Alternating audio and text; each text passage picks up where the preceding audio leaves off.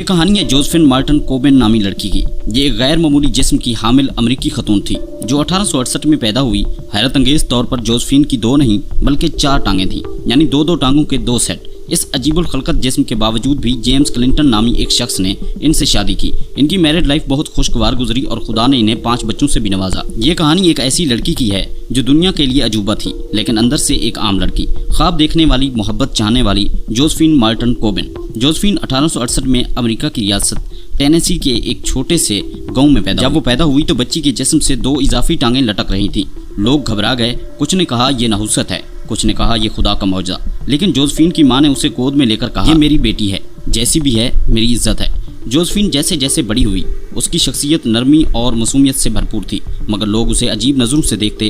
School میں بچے ہنستے، راستے میں لوگ انگلیاں اٹھاتے۔ جب وہ 13 سال کی ہوئی تو ایک مشہور سرکس والے نے اسے دیکھا اور اس کے والدین کو پیسے کی پیشکش کی۔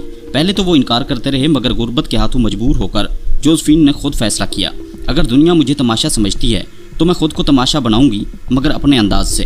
وہ سرکس میں 4 ٹانگوں والی عورت کے نام سے مشہور ہو گئی۔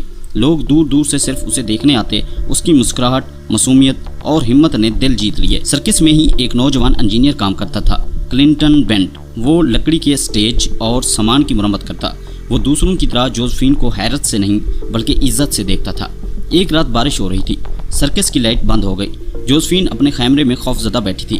کلنٹن آیا، ایک موم بتی جلا کر بولا، میں جانتا ہوں دنیا تمہیں 4 ٹانگوں والی عورت کہتی ہے، مگر میں تمہارے دل کو دیکھتا ہوں۔ وہ لمحہ جوزفین کے لیے خواب جیسا تھا۔ کلنٹن نے جوزفین سے شادی کی خواہش کا اظہار کیا۔ سرکس کے لوگوں نے مذاق اڑایا، خاندان نے مخالفت کی، مگر کلنٹن ڈٹ گیا۔ 1901 میں دونوں نے سادگی سے شادی کی۔ لوگوں کی زبانیں چلتی رہیں مگر جوزفین کی آنکھوں میں اب بھی سکون تھا۔ شادی کے بعد دونوں نے سرکس چھوڑ دیا، ایک چھوٹے سے گاؤں میں رہائش اختیار کی۔ کلنٹن لکڑی کا کام کرتا اور جوزفین بچوں کو پڑھاتی۔ وقت گزرتا گیا، ان کے 5 بچے بھی پیدا ہوئے۔ 1934 میں کلنٹن کا انتقال ہو گیا۔ جوزفین کا دل ٹوٹ گیا۔ وہ اکثر اس کے خطوط پڑھ کر آنکھوں میں آنسو لیے بیٹھ جاتی۔ آخر کار 1940 میں جوزفین نے بھی اس دنیا کو خیر آباد کہہ دیا۔ وہ اکیلی تھی مگر اس کا دل محبت سے بھرا ہوا تھا۔ جوزفین ایک عجیب الخلقت جسم کے ساتھ ضرور پیدا لیکن اس کی روح سب سے زیادہ خوبصورت تھی۔ وہ تماشا نہیں، ہمت، محبت اور خودداری کی نشانی تھی۔